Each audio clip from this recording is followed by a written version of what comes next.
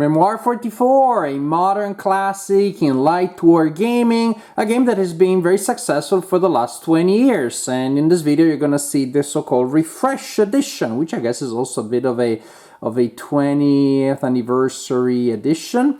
The game has been very popular. I guess part may be the appeal of the theme. Normandy campaign is something that is appealing even to non-war gamers. And then we have, of course, the game mechanics, which are simple enough that will appeal to more than just regular war gamers, and yet they have choices, they have interesting decisions. Yes, there is randomness from luck, from dice and cards, but I believe there's also randomness mitigation from strategy and good decision making and hand management. We have the board, very important, and the board is double-sided. On one side it shows a beach, and on the other side it shows a more generic landscape, so you can have different kind of situations. The scenario book has a lot of different battles that you can set up there. And here, for your viewing pleasure, I set up the first wave of the iconic landings at Omaha Beach. And after I film this segment, before I film my conclusions, I'm gonna play it solo. Because setup can be quite laborious, and so I want to make sure I don't waste the opportunity once the game is set up. Yes, I played solo, and I played games in the system, usually either with an opponent and solo, or sometimes exclusively solo. Memoir, Commands and Colors, some spin-off like Battle of Hoth recently. There was another one about a planet, science fiction with vehicles, long time ago. I also played that one, multiplayer and solo. How do I play it solo? It's a card-driven game, very simple. The general idea is that in this game you will have a hand of cards. You will play a card to activate some units, you do what the card says, and then at the end of your turn you draw a new one. What I do to play two-handed solo, simply play a card and then I don't replenish it right away. I set that hand of cards aside and then I play the other side. And what I do, I simply draw the new card at the beginning rather at the end of a turn. So that even if I did remember what's in this hand, and I don't, so I don't really know why I take all these precautions. Even if I remember exactly what's in these cards, I don't know exactly what's going to be in my hand, and who knows, maybe there are new opportunities here. So I can micromanage, but again, it's completely notional, because once I look at one side, I completely forget what the other side has.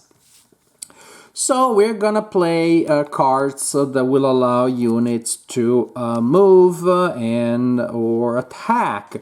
Sometimes the order is tied to specific sectors of the board. The board is divided into 3 sectors, left, center, and right. And some of the times the card will have different ways of activating specific kind of units, in which case you simply read the text and do what the text says. It's that simple, maybe. Things like that. Units, we have infantry, which usually has 4 game pieces to represent a unit of infantry, tank, usually 3, and then artillery that has 2. And we have a nice tiny player rate, only 1 though, in case you're playing with 2 players, telling us what activated units can do. Infantry can move 0, 1 and then still attack, or move 2 and not attack. You may also advance after combat if the enemy is not there after an attack. Armor can move up to 3 and attack, and artillery move or attack, and of course attack at a longer distance. This template here tells you how many combat dice the unit rolls at which distance. And so, for example, infantry rolls 3 against an adjacent enemy, 2 at a distance of 2, and 1 at a distance of 3.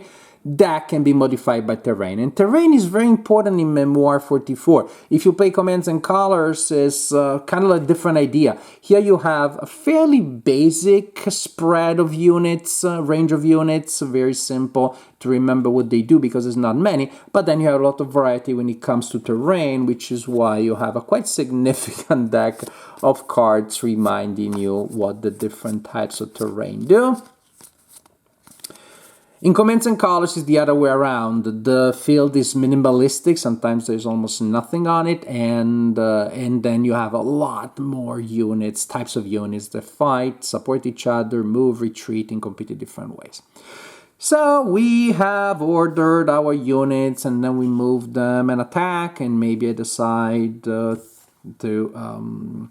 but the card tells me to move 2 units in the center, for example, or to activate 2 units in the center, and then I move this one 1 and 2. I enter barbed wire and I remove it because that's what armor can do when it moves into barbed wire, and then maybe I'm moving that unit by 2.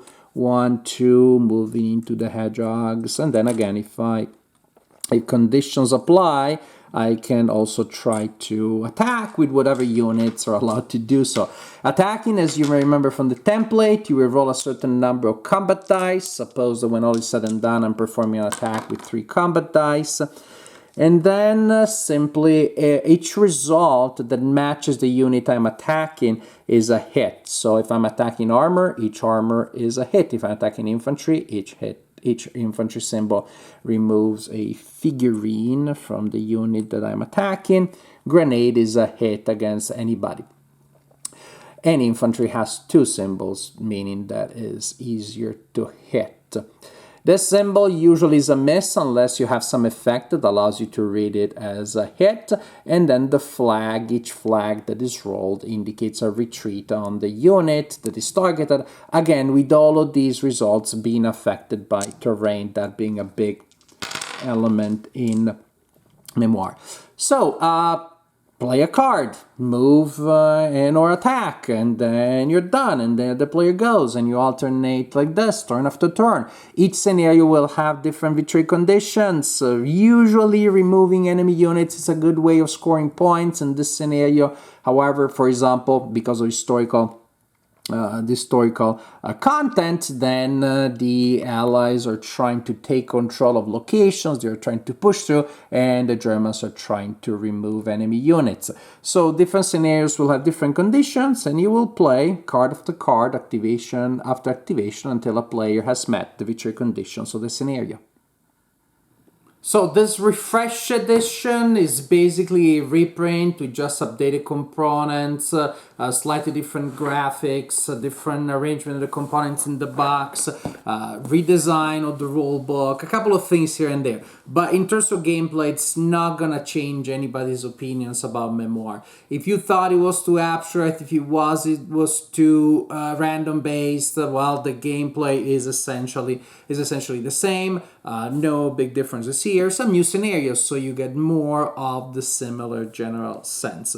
I had donated my collection, my copy with the 5,000 games that I donated in my collection 2 years ago. So now I'm happy to play it again. Most of the 2010s when I played games of this kind, it was in the Commands and Color system. You can see a lot of videos of mine about those, and guess what, as from a word gamer I might move into an omni gamer, and I'm more interested in lighter games, then all of a sudden Memoir seems attractive to me again. And frankly, again, the games that I played, they have been enjoyable for what Memoir has to offer, which again is stylized, is simplified, is abstract, but you get a general sense of the flow. Where it can get divisive is in the amount of randomness that you have, both cards and dice. To me, however, the idea is still of the curve, which is you have so many random checks that overall, sooner or later, you'll get some good rolls, bad rolls, good cards, bad cards. And I still feel that there is a narrative there is an arc, and overall, committing your resources correctly, and overall, most of the time, you still have a sense that you have an impact. And if you don't, I guess, I don't know, set it up again. The problem, or I guess the obstacle, is always setup is a bit laborious. So again, there is that element. You spend quite some time setting up the game, with the fact that the terrain tiles, that's my complaint about so many games in the system, they're double-sided, and so you really need not just to find the right terrain to put in a place, but the right terrain that doesn't have another type of terrain somewhere else. Plus, you have more terrain features here. Plus, again, it just takes a while to set them. But then, well, if you enjoy the game, I guess it's worth it. The trick they do is, once I set it up, I play a couple of games. And that is something I do again for games of this type in the system. And it's really the first time that is the hardest to set up, at least for the units. Once I have a unit, say, for infantry, As infantry gets killed, I'm reforming the units already on the side of the board, so then I can just grab the four infantry, the 3 tanks, the 2 artillery to set up the next. That's my little life hack there.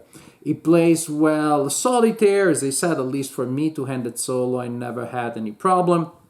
But again, it is a fresher, freshened up version of the classic Memoir. Maybe you also need a new copy.